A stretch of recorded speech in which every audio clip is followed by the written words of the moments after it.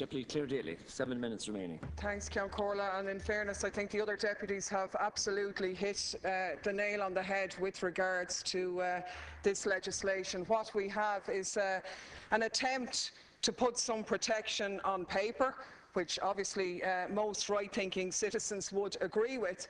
But you'd have to ask yourself the question is, how effective is that going to be when we have a problem with a culture in our society and a tone set by those on the top? And it's interesting, if you look back on previous Dáil debates about other whistleblowing protections that have been there, the reports on the discussions after the Morris Tribunal, for example, when we were promised gold-plated systems of accountability and protection and a means of breaking down the blue wall of silence, in this instance in relation to the Garda Síochána, but in general. And it is interesting looking back over that, given what happened afterwards, that they never turned out to be the protection that they were. And I think we need to critically examine this. It is very difficult for somebody to report wrongdoing, and the position of a whistleblower is an incredibly vulnerable one, not least because, if you like, of I suppose, a cultural attitudes towards grasses. Nobody wants to be a rat or report something that they shouldn't, and it's kind of nearly ingrained in you from an early age. But the reality is that there is already protection in law. It is a criminal offence to retaliate against whistleblowers under Section 21 of the Criminal Justice Act. But the reality is that there's no protection in reality. It might be there on paper, but not on the ground. And I think this is what we need to examine. I have, for example, a constituent of mine who was a financial worker, did the accounts in a voluntary housing body in this state, who took his responsibility seriously to report wrongdoing in terms of tax returns, in terms of cheques being signed and signatures forged. That man with a young family is out of a job, and that voluntary housing body continues to get funding from the state. There's a lot of talk in this bill about protections for workers, protection from unfair dismissal and so on. But what really needs to be looked at is the whole area of constructive dismissal, because the reality is, if you are a whistleblower in many organisations, your stay becomes untenable. And it is absolutely untenable if those against whom you're reporting stay in their positions. So I think the legislation is a little bit incomplete, because on the one hand we talk about protecting whistleblowers, which is good, but one of the best ways to protect them is to up the penalties on those who have done them wrong. And I don't think that that is examined seriously enough in this regard. I have examples again. Mark Harold, who was the individual who blew the whistle on the Lease Cross scandal, reporting originally the treatment of a patient who had died in that nursing home. He tried to deal with it internally. He went to the Minister for Health of the day. Eventually the case was investigated, but this man had to leave. He fought a case which cost him €75,000 in the Employment Appeals Tribunal and never got justice, even though he did highlight that wrong and very, very effectively. And we could obviously spend a lot of time reiterating many examples in different areas. But I suppose the question I want to pose to the Minister is why should we believe that anything will change by this bill when you look at what happened to the two most prominent whistleblowers who have operated in this state over the past period, the two Gardaí at the centre of the penalty points controversy? Because one of them is out of a job, and he didn't want to be out of a job. He's a young man with 30 years service in a force that he loved, but he couldn't continue to operate in it. And the other, as Deputy Wallace said, is being denied the ability to do his job properly, being denied the right to access pulse,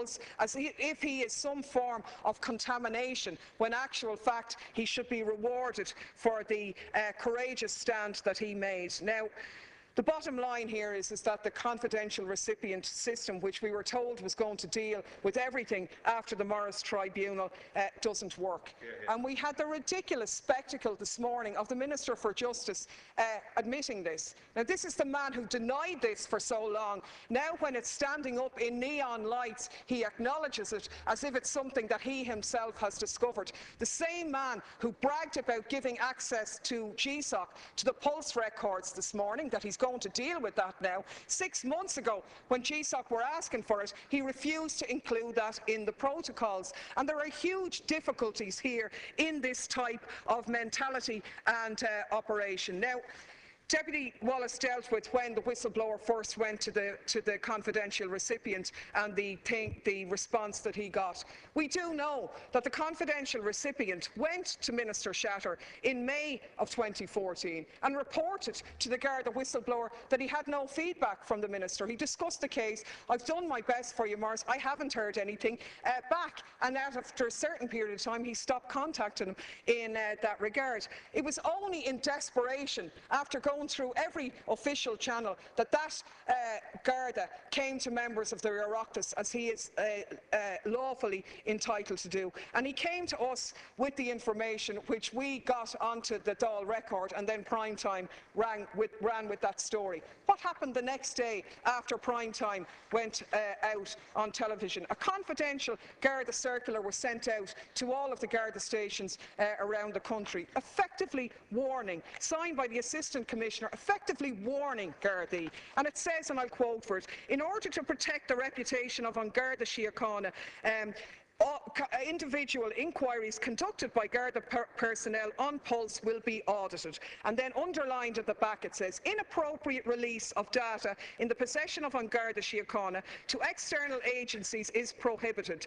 Release of this information to any source external to An Garda Síochána will be fully investigated and processed, and the criminal aspects of inappropriate disclosure will be fully investigated." So warning these men to back off and shut up. And when you had the Minister for Justice, after the internal report came out, and in his public press statement, which did disclose wrongdoing, although minimised it, and I'll quote from his press statement, however, he's talking about whistleblowers, that you couldn't have to have everything right, but they should have, the substance should be okay. He said, "But even allowing that latitude in this case, it's a matter of concern that the allegations made by this Garda whistleblower were in many instances seriously inaccurate and without any foundation in fact, or else incomplete with regard to the facts." He had repeated that in this House on May the 21st in response to the allegations in relation to his disclosure on Primetime about Deputy Wallace,